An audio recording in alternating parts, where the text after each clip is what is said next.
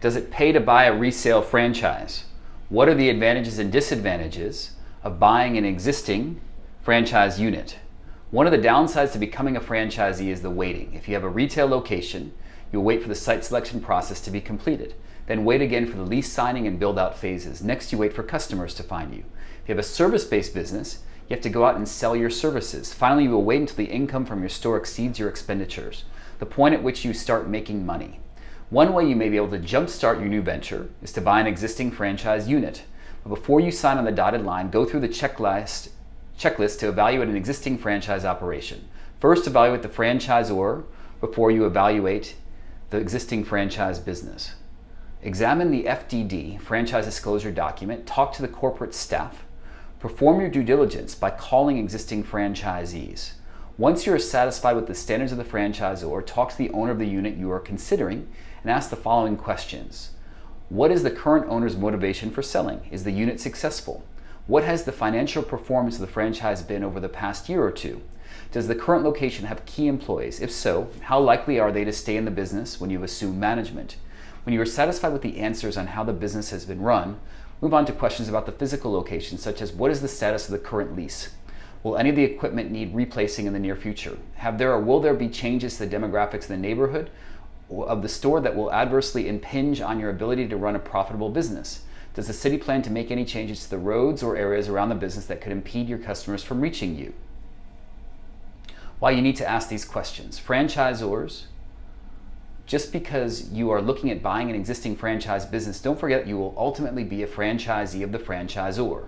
As mentioned in the checklist, your process should begin just as if you were buying a new franchise, with steps such as evaluating the FDD, talking with many existing franchisees in the system, and learning about the training and support provided by the franchisor. If you don't click with the corporate staff, or if the culture of the current franchisees does not seem to fit, it would probably be best to pass on this opportunity. Motivation. There are many reasons why a successful business person may wish to sell a thriving business, such as illness, retirement, or simply the desire to do something else. Your challenge as a potential buyer is to find out if the motivation the seller says he has matches what's really happening. The last thing you want is to be stuck with a business that's on a downward slide, either because of mismanagement or because the business doesn't fit the neighborhood. A business owner is not likely to tell you that he's been losing money because he can't keep employees or lacks customer service skills. That would be like a home seller saying that the house is great, except the neighbors are noisy and the roof leaks. But in any case, the disadvantage of buying a business with a bad reputation outweighs any perceived advantages. You will need to dig deep to find out the real reason the current franchisee wants out from under this business. Performance. If you're buying an existing business, the price you pay should be based on how well the business is performing. You would expect to pay well for a business earning money and should pay a lower price for a unit that is not. Therefore, determining how the business is doing is very, very critical to your decision to buy and to the price you will offer to the seller. The seller should provide you with balance sheets, income statements, tax returns, and other financial statements.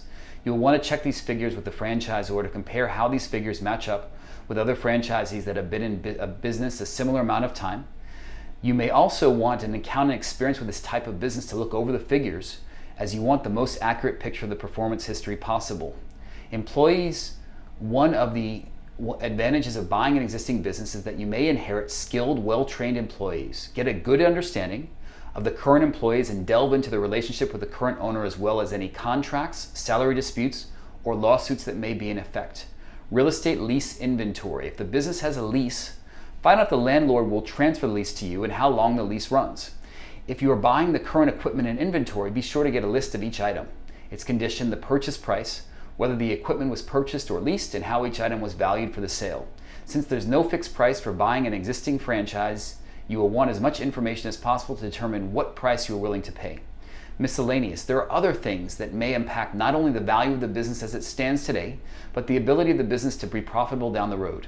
One example is that the road in front of the business may be due for some lengthy construction projects, preventing customers from reaching your doors easily. Customers can be like water and will run down the shortest path. If it takes an effort to get to your business, they may avoid you and go somewhere else.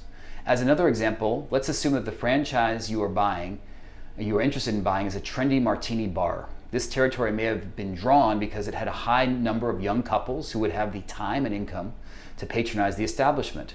But what happens when the neighborhood changes and becomes full of families with young children?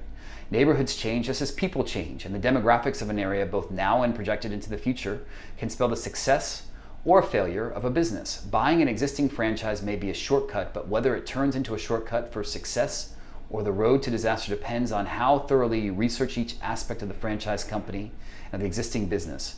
Rely on experts to help you, like a small business banker, a business accountant, and a franchise attorney whenever information seems fuzzy or you just need more help understanding what you are looking at. Remember that an existing business is a negotiation process, that you're under no obligation to accept the seller's price. You place of power is that you can always buy a new franchise and start from scratch, often for the same or less money. So don't be tempted to accept the offer unless you have done enough research to determine if the price is fair and that the business stands a very good chance of success with you as the new proud owner.